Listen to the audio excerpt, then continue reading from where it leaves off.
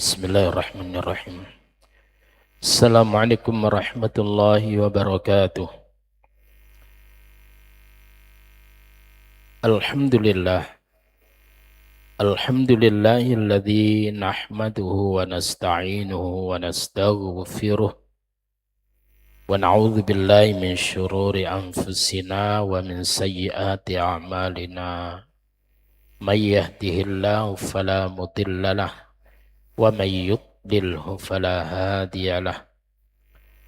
Asyhadu an la ilaha illallah wahdahu la syarika lah wa asyhadu anna Muhammadan abduhu wa rasuluhu la nabiyya ba'dah. Allahumma salli wa sallim ala Muhammad wa ala alihi wa sahbihi wa man ittaba'al huda. Rabbi shrah li sadri wa yassir li amri wahlul 'uqdatam min lisani yafqahu qawli, amma ba'du. Para jamaah sekalian rahimani wa rahimakumullah. Alhamdulillah, pada malam ini kita dimudahkan oleh Allah untuk hadir di tempat yang mulia ini untuk menjalankan sholat maghrib dan dilanjut dengan thalabul ilm. Mudah-mudahan apa yang kita kerjakan diterima oleh Allah dan dicatat sebagai amal yang solih. Para jamaah sekalian,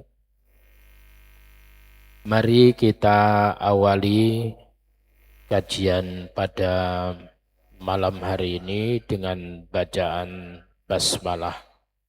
Bismillahirrahmanirrahim.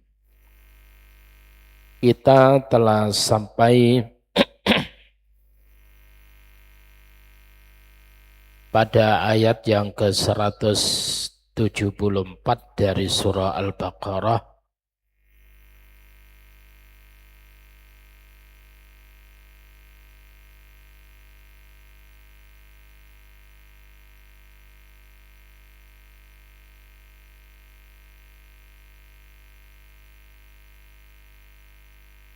A'udzu billahi minasy syaithanir rajim.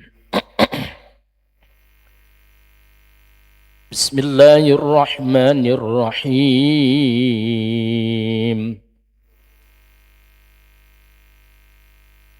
Innal ladzina yaktumuna ma anzalallahu minal kitabi wa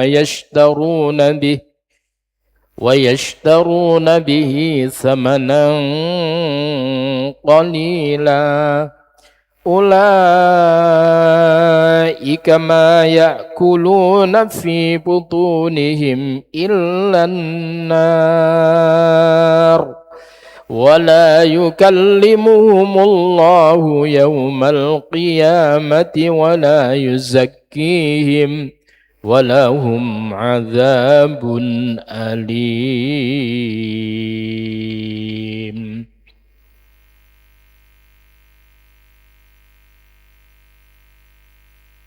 Innal ladzina, sesungguhnya orang-orang yang yaktumuna, mereka yang menyembunyikan, ma anzalallahu, apa-apa yang telah Allah turunkan, minal kitabi, dari kitab,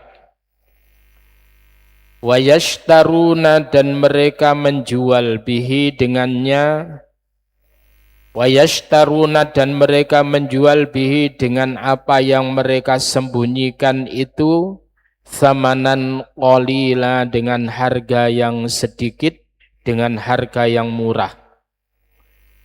Ulaika, mereka itu, ma ya'kuluna, tidaklah mereka memakan, tidaklah mereka makan fi butunihim, di dalam perut mereka, illan naro, kecuali api neraka. Wala yukallimuhum, dan tidaklah berbicara kepada mereka sapa Allahu yaumal qiyamati, di hari kiamat, pada hari kiamat. Wala yuzakkihim, dan dia Allah tidak mensucikan mereka dari dosa. Walahum, dan bagi mereka azabun alim, azab yang pedih. Para jamaah sekalian rahimani wa rahimakumullah, sudah menjadi kebiasaan orang-orang Yahudi di mana mereka tersebut itu suka merubah firman-firman Allah. Jadi mereka itu suka merubah firman-firman Allah, baik itu apa yang ada di dalam Taurat, apapun yang kemudian ada di dalam Taurat, maupun apa yang ada di dalam Injil. Orang-orang ahlul kitab itu mereka suka merubahnya. Maka Taurat itu mereka rubah karena tidak sesuai dengan keinginan mereka. Hasil daripada perubahan, hasil daripada revisi itu mereka kumpulkan, lalu kemudian menjadi sebuah kitab tersendiri namanya Talmud. Talmud itulah yang kemudian menjadi acuan orang-orang Yahudi sekarang. Mereka tidak menggunakan Taurat yang telah Allah turunkan kepada Nabiullah Musa alaihissalatu wassalam.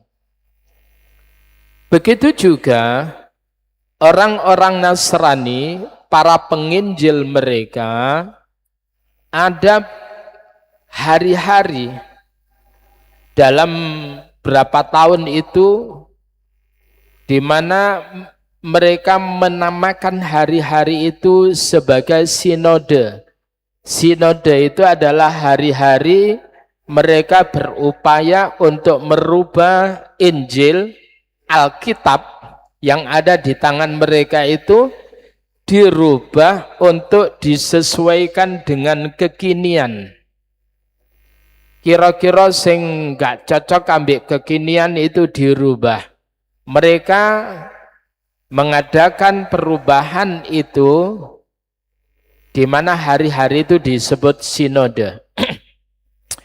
Sehingga orang-orang Yahudi itu banyak sekarang itu yang tidak menggunakan Taurat lagi. Begitu juga orang-orang Nasrani tidak menggunakan Injil yang pernah Allah turunkan kepada Nabi Isa alaihissalatu wassalam. Apa yang mereka rubah itu adalah ayat-ayat yang tidak sesuai dengan keinginan mereka. Sebagaimana babi itu adalah dalam seluruh kitab itu adalah haram, tetapi kemudian mereka tahrif, mereka revisi, kalimatnya itu ditambahi babi hutan. Sehingga yang tadinya babi itu haram, tetapi kemudian ada penambahan kalimat hutan, maka yang haram itu adalah babi hutan, sedang babi piaraan itu menjadi halal. Itu yang mereka lakukan perubahan. Nah, para jamaah sekalian rahimani wa rahimakumullah, kalau kita lihat di dalam surah An-Nisa pada ayat yang ke-46, ini diantara lain ya. A'udzubillahi minasyaitonirrajim. Bismillahirrahmanirrahim. Minal ladzina hadu yuharrifuna al-kalima 'an mawadhi'ih ويقولون سمعنا وعصينا واسمع غير مسمع وراعنا ليا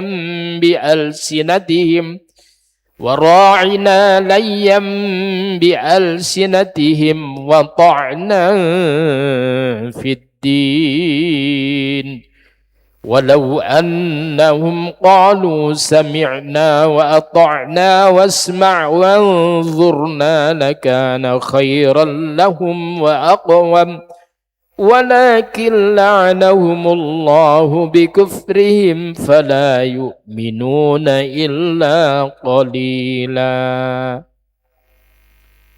minal ladzina, di antara dari kalangan orang-orang hadu mereka Yahudi, di antara dari orang-orang Yahudi itu yuharrifunal kalima, mereka suka mengubah suatu kalam Allah an mawadhi'i, jauh dari tempat-tempatnya, dirubah firman-firman Allah itu. Karena apa? Enggak cocok.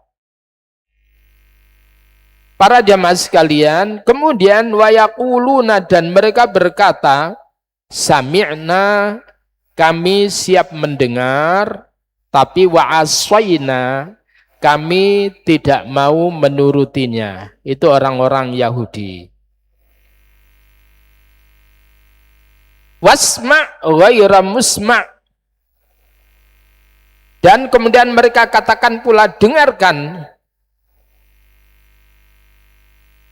ghaira musma', sedang engkau Muhammad sebenarnya tidak mendengar apapun. Wara'ina, dan mereka mengatakan kalimat ra'ina. Ra'ina itu artinya pandanglah kami. Tetapi kemudian kalimat ra'ina itu diucapkan layyam bi'al sinatihim, dengan memutarkan daripada lidahnya, sehingga kemudian kalimat ra'ina itu berubah menjadi kalimat ru'una. Di mana kalimat kalau ra'ina, pandanglah kami, lihatlah kami, tapi karena dipelintir lidahnya ru'una, maka kemudian itu bermakna ta'nan fiddin, yaitu mencela agama. Walau annahum qalu sami'na, sekiranya sesungguhnya mereka mau mendengar, wa'ta'na, dan kemudian mereka menyatakan kami mentaatinya, wasma', dan mereka mau mendengar, wanzurna, dan mereka mau mengatakan kalimat unzurna, lakana khairal lahum, sungguh hal itu adalah lebih baik bagi mereka. Para jamaah sekalian rahimani wa rahimakumullah, apa isi kitab Taurat yang mereka sembunyikan? Di antara lain adalah isi kitab yang berbicara tentang na'tu Rasulullah Muhammad sallallahu alaihi wasallam, yaitu sifat atau katamu sifat Muhammadin sallallahu alaihi wasallam fi kutubihim allati bi'aidihim. Mereka menyembunyikan sifat Rasulullah Muhammad sallallahu alaihi wasallam yang ada dalam kitab-kitab mereka yang ada di tangan mereka. Mimma tashhadu lahu birrisalah wan nubuwah, di mana mereka menyaksikan bahwa Rasulullah Muhammad itu adalah nanti datang membawa risalah, dan kemudian Rasulullah Muhammad itu mendapatkan nubuat, yaitu dinobatkan oleh Allah menjadi seorang nabi. Tetapi mereka tersebut itu menyembunyikan tentang ayat-ayat yang menerangkan tentang sifat Rasulullah sallallahu alaihi wasallam. Para jamaah sekalian rahimani wa rahimakumullah, orang-orang Yahudi dan orang-orang Nasrani, di mana mereka tersebut itu banyak menghuni wilayah yang ada di Yasrib atau Madinah. Konon mereka tersebut itu mendiami tempat tersebut karena mereka membaca dalam kitab-kitab mereka bahwa Nabi di akhir zaman itu adalah mereka, Nabi di akhir zaman, Nabi Muhammad itu akan hijrah ke Yathrib atau Madinah. Jadi dikatakan mauliduhu bi Makkah wa hijratuhu bil Madinah wa sultanuhu bis Syam yaqussu sya'rahu wa yattaziru ala wasatih yakunu khairal anbiya wa khairal umam yukabbiruna Allah ta'ala ala kulli syiddatin wa rakha, dan seterusnya. Jadi mereka itu sudah tahu bahwa Nabi di akhir zaman itu sifat-sifatnya kayak begini. Rambutnya itu adalah tidak kerinting tapi andan-andan. Sudah dijelaskan. Bahkan mereka itu mengenali Rasulullah Muhammad sallallahu alaihi wasallam ya'rifunahu kama ya'rifuna abna'ahum. Mereka mengenali Nabi Muhammad itu sebagaimana mereka mengenali anak laki-laki mereka. Jelas itu. Maka ketika Salman Al-Farisi, di mana Salman Al-Farisi itu adalah lari dari Persia, yang sekarang ini bagian Iran itu. Salman Al-Farisi yang dulunya itu adalah mengikuti agama menyembah api, Majusi. Dia yang bagian menyalakan api, kalau nanti apinya mati itu kemudian dinyalakan ya disembah. Rupanya kemudian Salman Al-Farisi itu adalah tidak nyaman dengan penyembahan begitu. Mosok saya yang menyalakan, nanti mati saya nyalakan lagi, lalu kemudian saya sembah. Sehingga kemudian Salman itu dia lari dari Persia menuju kumpulan orang-orang yang di situ mengajarkan Taurat, orang-orang Yahudi. Dia tertarik itu dengan Taurat itu. Di dalam Taurat itu juga diterangkan tentang Nabi di akhir zaman, ismuhu Ahmad, namanya adalah Muhammad, yang lahirnya di Mekah, kemudian nanti hijrahnya itu adalah di Madinah. Itu diterangkan itu. Sifat-sifatnya demikian.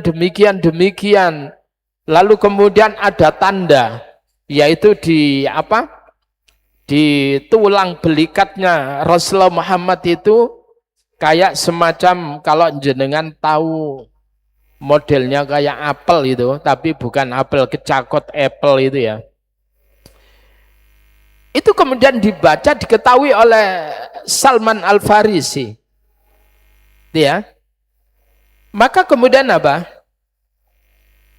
Salman Al-Farisi itu melihat apa yang ada pada diri Rasulullah Muhammad itu plek dengan apa yang mereka pelajari di dalam Taurat maupun Injil. Saat itulah kemudian Salman tersebut itu menyatakan Islamnya, berbaiat di hadapan Rasulullah Muhammad sallallahu alaihi wasallam, siap untuk menjadi pengikut Rasulullah sallallahu alaihi wasallam. Para jamaah sekalian, begitu juga seorang yaitu penguasa Syria. Ada seorang pendeta namanya Bahira, atau ada yang mengenalnya sebagai Buhairah. Dia adalah seorang pendeta yang dia sangat intens mengkaji Taurat dan Injil. Maka ketika Rasulullah Muhammad kala itu masih usia 8 tahun, diajak oleh paman tercintanya yaitu Abu Thalib untuk berdagang ke Syria. Setelah pendeta itu Buhairah ini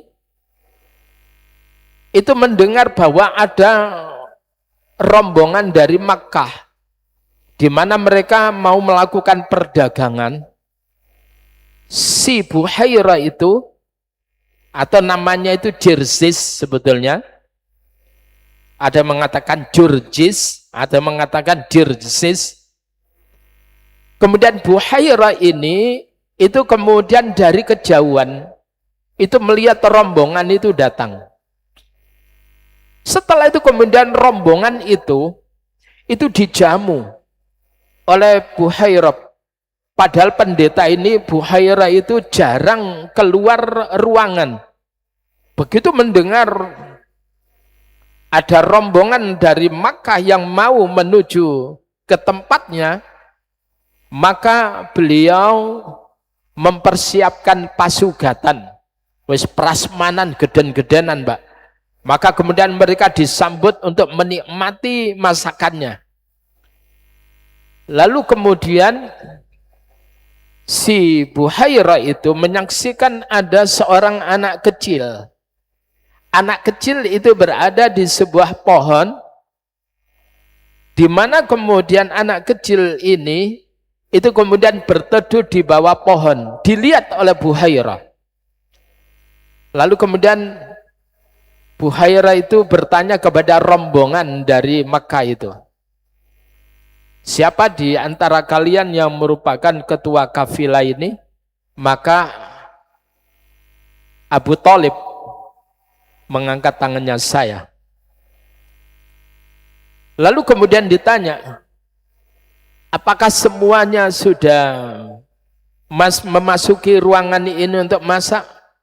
Masih ada satu, yaitu di sana ada seorang anak. Kenapa dia tersebut tidak dimasukkan? Biar dia ada di sana. Tetapi Buhairah itu melihat bahwa pohon itu adalah merunduk. Apa itu? Pang ya, dahannya itu adalah merunduk, seolah-olah memberikan keteduhan kepada Rasulullah sallallahu alaihi wasallam. Maka kemudian Buhairah itu bertanya kepada Abu Thalib, siapakah anak kecil itu? Kata Abu Thalib. Dijawab, dia anakku. Padahal bukan anaknya, tapi keponakannya. Maka kemudian Buhairah itu mengatakan begini, sayang. Loh, kenapa? Kenapa engkau mengatakan sayang? Iya, sayang kalau itu adalah anakmu. Akhirnya kemudian pendeta itu bertanya lagi, coba engkau jawab dengan benar. Ya, itu anak siapa itu? Dijawab oleh Abu Thalib, itu adalah anak dari saudaraku. Kemana dia? Telah meninggal dunia. Kapan meninggal dunia? Pada saat dia masih berada dalam kandungan. Nah, kalau itu betul, terkejut itu. Abu Thalib itu nggak ngerasa punya ponaan yang akan menjadi orang hebat, itu nggak merasa, Pak. Kalau tidak diterangkan oleh Buhairah itu. Akhirnya kemudian Buhairah itu mengatakan, ya, setelah Buhairah itu mendekati anak laki-laki kecil yang ada di bawah pohon itu, ditanya, Assalamualaikum, waalaikumsalam, waalaikumsalam. Setelah itu kemudian, man anta, siapa engkau? Ana Muhammad ibni Abdillah. Aku ini adalah Muhammad, anak daripada Abdullah. Lalu kemudian dilihat, Pak, wahai bocah, aku telah melihat tanda-tanda kenabian ada pada diri engkau.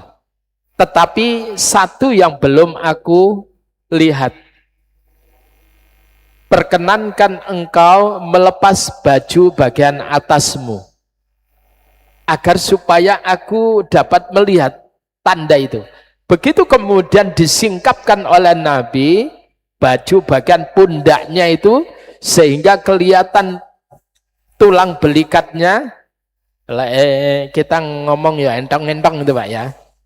Lalu kemudian di situ ternyata ada nubuat, tanda kenabian itu. Maka kemudian apa? Buhairah itu menyatakan, aku bersaksi bahwa engkau itu adalah nabi di akhir zaman yang dijanjikan al-mau'ud, yang dijanjikan oleh Allah Subhanahu wa ta'ala. Akhirnya kemudian setelah itu Buhairah itu berkata kepada Abu Thalib, wahai Abu Thalib, tolong anak ini bawa pulang kembali ke Mekah. Sebab kalau ini orang ini ketahuan oleh orang-orang Yahudi, mereka akan membunuhnya.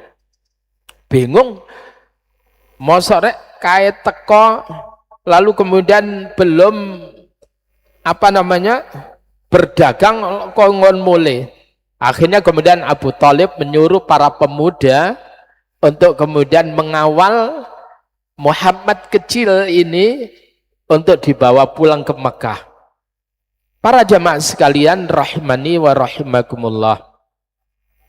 Kalau kita lihat di dalam surah Al-A'raf, kita perhatikan pada ayat yang ke-157.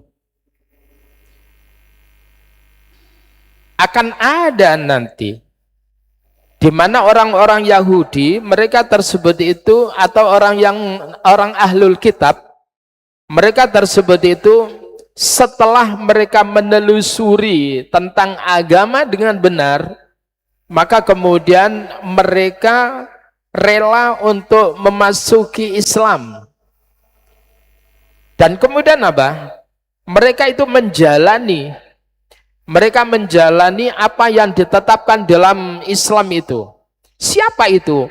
Alladzina yattabi'una ar-rasulan nabiyyal ummi alladzi yajidunahu maktuban 'indahum fit Taurati wal Injil. Mereka orang-orang ahlul kitab yang masuk Islam itu mereka yang mengikuti Rasul an-Nabi al-Ummi, seorang nabi yang ummi, alladzi yajidunahu, yang mereka dapati nabi yang ummi itu maktuban, tertulis, termaktub, indahum, di sisi mereka. Di mana itu? Fit Taurati wal Injil, di dalam kitab Taurat dan Injil. Jadi di dalam Taurat dan Injil, kalau Taurat itu di zaman Nabi Musa, itu ribuan tahun sebelum kelahiran Rasulullah, itu sudah diberitakan oleh Allah tentang Rasulullah Muhammad Sallallahu Alaihi Wasallam itu kayak apa, sifat-sifatnya kayak apa. Nah, itulah yang kemudian disembunyikan oleh orang-orang Yahudi. Yang kedua, apa yang disembunyikan oleh Allah? Yaitu adalah mengenai hukuman rajam bagi orang yang berzina. Bahwasanya laki-laki dan perempuan yang sudah pernah menikah atau masih dalam ikatan pernikahan, ketika mereka tersebut itu berzina, idza zanaya, apabila keduanya tersebut itu adalah berzina, farujima, maka kemudian mereka berdua itu dirajam. Ayat tentang hukuman rajam bagi orang yang berzina muhsan, yaitu apa Pak? Yang sudah pernah menikah tapi masih berzina, maka hukumannya adalah dirajam, yaitu dipendam tubuhnya, tinggal kepalanya, dan kemudian dilempar batu sampai mati. Itulah hukuman rajam. Lalu bagaimana ketika kemudian laki-laki main laki-laki, Pak? Itu adalah penyakit seksual yang pernah dialami oleh umatnya Nabi Lut, kaum Sodom. Laki-laki senang laki-laki, maka hukumannya harus dibunuh. Lebih kejam, Pak. Ya apa caranya? Mereka tersebut itu ditaruh di tempat yang tinggi, katakan gunung, yang di bawahnya ada bebatuan yang luar biasa. Lalu kemudian orang itu didorong, Pak, iso dijejek. Kenapa? Karena orang yang melakukan hubungan laki-laki dengan laki-laki sodomi itu atau liwat kalau dalam bahasa Islam itu, maka itu lebih mengerikan daripada orang yang melakukan perzinaan. Kaum gay itu adalah kaum yang menjadikan sebuah wilayah itu dihancurkan oleh Allah. Nah, di Indonesia itu kemudian ada kelompok-kelompok gay dan mereka berani itu adalah secara terang-terangan mereka tersebut itu melakukan hubungan laki-laki sama laki-laki. Dan itu sekali lagi awal terjadinya penyakit seksual yang mengerikan itu.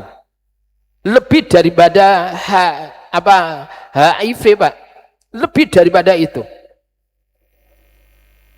Nah, para jamaah sekalian, itu diantara yang mereka sembunyikan dari apa yang difirmankan oleh Allah dalam kitab Taurat, dalam kitab Injil.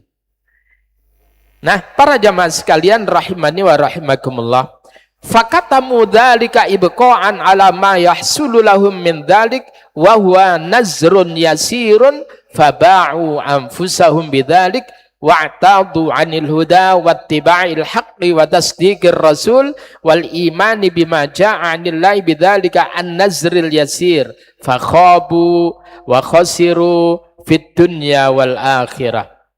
Jadi mereka itu menyembunyikan demi mempertahankan keuntungan kecil yang mereka peroleh darinya. Dengan demikian mereka itu menjual diri mereka sendiri demi untuk mendapatkan imbalan yang kecil yang tidak seberapa. Andai kata imbalan mereka itu menyembunyikan kebenaran itu adalah mendapatkan kekayaan yang ada di bumi. Itu kecil, Pak. Sekali lagi itu kecil sekali. Dibandingkan dengan apa yang didapatkan orang yang melakukan sholat 2 rakaat qobliyah subuh, itu lebih hebat lagi itu. Nabi sampai mengatakan rak'atayil fajri khairun minad dunya wa ma fiha. Orang yang melakukan sholat 2 rakaat qobliyah subuh itu, dia akan mendapatkan yang lebih baik daripada dunia seisinya. Jadi kalau ada orang tersebut itu menyembunyikan kebenaran untuk mendapatkan kekayaan, berapapun itu kekayaan yang dia dapatkan, kecil itu nilainya di hadapan Allah. Maka kemudian dikatakan wa yashtaruna bihi samanan qalila. Mereka menjual hal itu dengan harga yang sedikit.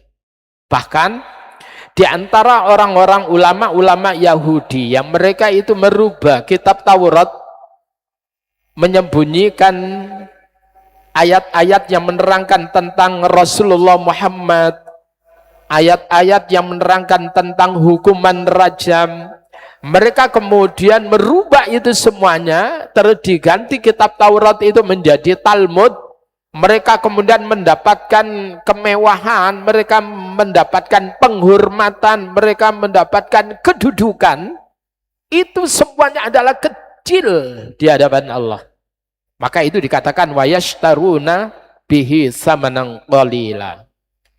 Ulaika ma yakuluna fi butunihim illan nar. Jadi andai kata mereka itu mendapatkan materi dengan menyembunyikan, dengan menjual ayat-ayat Allah yang mereka sembunyikan itu, maka kemudian mereka mendapatkan harta, lalu kemudian mereka makan dari harta yang dia dapat dari menjual ayat-ayat Allah. Kata Allah, ma yakuluna fi butunihim illan nar. Tidaklah mereka memasukkan makanan dalam perut mereka illan nar, melainkan yang mereka masukkan itu adalah bara api neraka. Para jamaah sekalian, orang-orang yang menyembunyikan kebenaran, orang yang menyembunyikan ayat-ayat Allah, dan orang-orang yang menukar ayat-ayat Allah dengan keduniaan itu, nanti kata Allah, wala yukallimuhumullahu yaumal qiyamah. Allah gak mau ngajak bicara dengan mereka itu di hari kiamat. Wala yuzakkihim, dan Allah tidak mau membersihkan mereka dari dosa. Walahum adzabun alim, bagi mereka akan mendapatkan suatu azab yang pedih. Para jamaah sekalian rahimani wa rahimakumullah. Rasulullah sallallahu alaihi wasallam bersabda, salasatun la yukallimuhumullah. Ada 3 orang, ada 3 macam orang yang Allah itu enggak ngajak bicara pada mereka di hari kiamat. Merana, Pak. Kalau Allah itu enggak ngereken mereka, itu bencana itu sudah. Wala yanzuru ilaihim, dan Allah enggak mau melihat mereka. Lek bahasane awak dhewe nek, Pak, belenek ndolok gitu. Allah enggak mau ngajak bicara mereka, Allah enggak mau melihat mereka. Wala yuzakkihim, dan Allah tersebut itu tidak mau mensucikan mereka dari dosa-dosanya. Bahkan walahum adzabun alim, bagi mereka akan mendapatkan suatu azab yang pedih. Siapa 3 orang itu? Syaikhun zanin, yaitu orang tua tapi dia masih berzina. Yang dimaksud orang tua di sini ini, Pak, adalah orang yang sudah pernah menikah.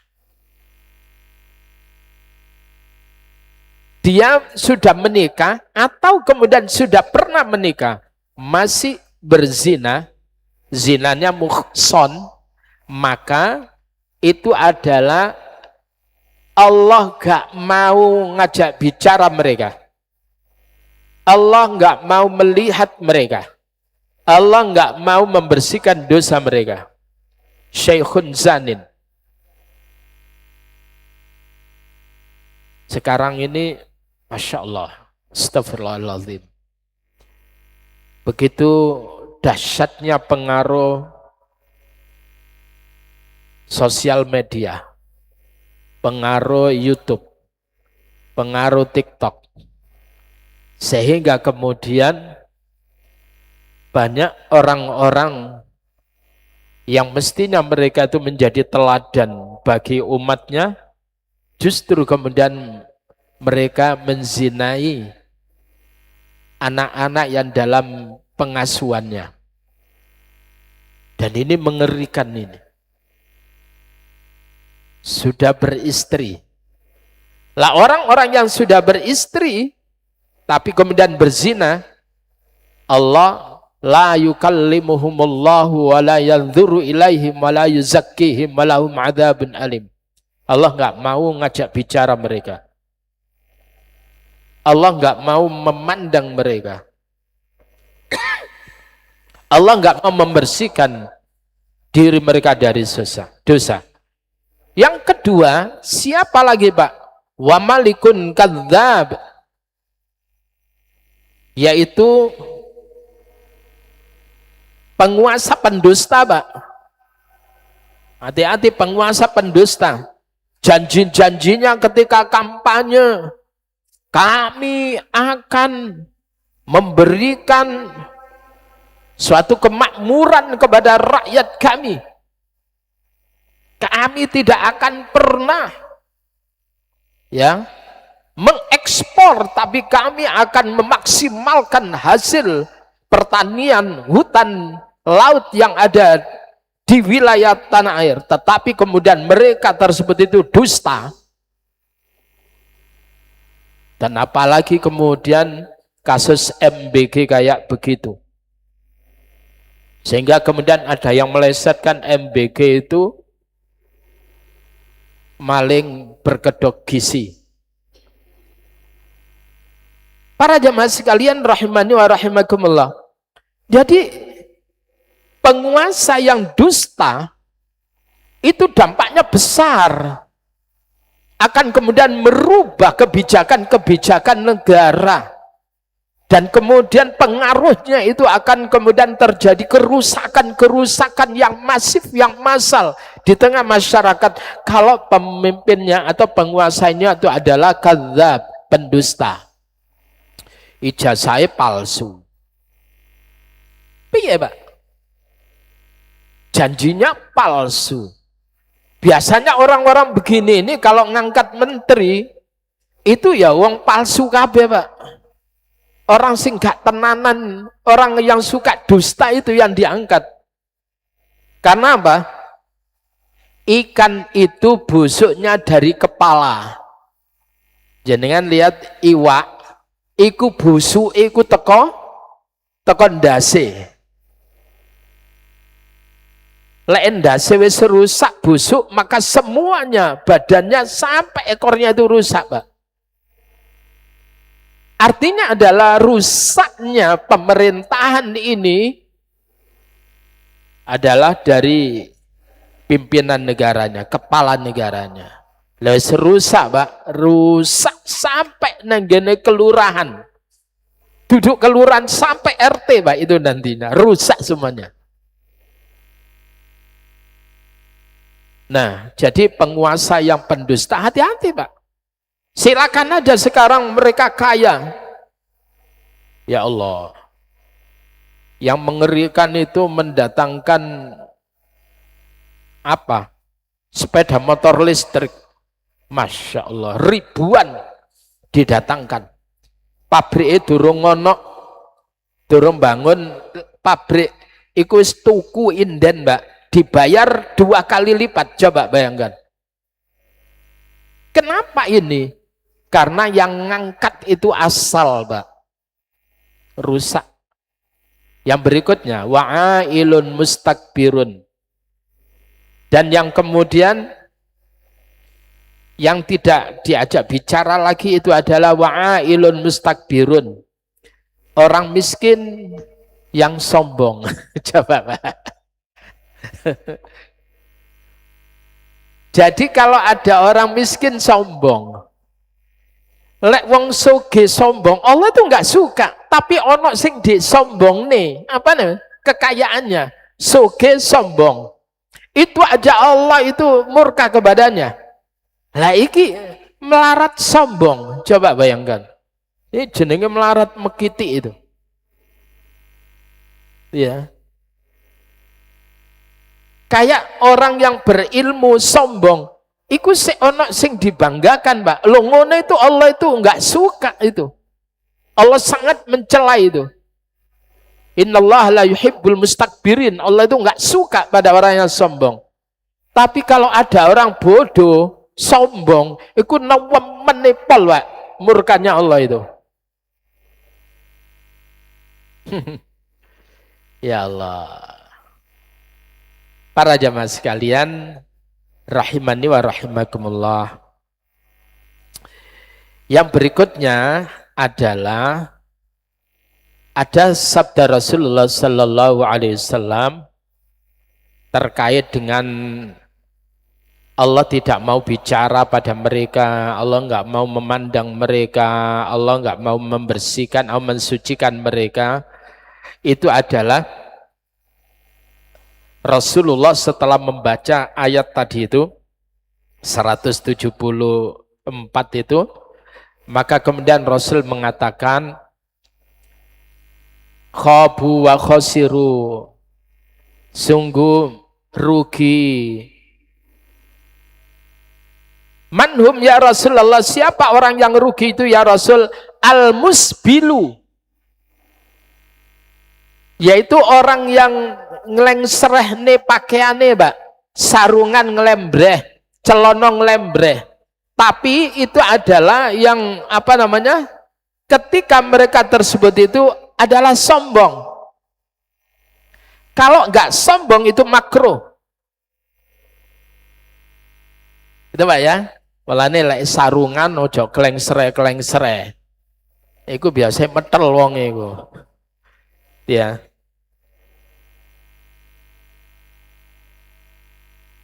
Yang kedua, wal manan, dan orang-orang yang ngundat-ngundat, ngungkit-ngungkit apa yang dia berikan kepada orang lain, Mbak. Diungkit-ungkit. Allah itu benci pada orang yang semacam itu. Yang berikutnya adalah wal munafiqu sil'atahu bil halifil kadzib, dan orang yang kemudian membuat laku barang dagangannya dengan sumpah palsu. Wallahi iki barangnya apik, wallahi iki barangnya istimewa, tapi ajane jelek. Maka Allah itu murka kepada orang itu. Allah nggak mau ngajak bicara pada orang itu. Jujur itu adalah kunci orang itu dibahagiakan oleh Allah. Para jamaah sekalian, ini saja yang bisa kita pelajari pada hari ini. Mudah-mudahan menjadi ilmu yang barokah, yang bermanfaat, dan mari kita akhiri dengan doa kafaratul majelis. Subhanakallahumma wa bihamdika asyhadu an la ilaha illa anta astaghfiruka wa atubu ilaik. Assalamualaikum warahmatullahi wabarakatuh.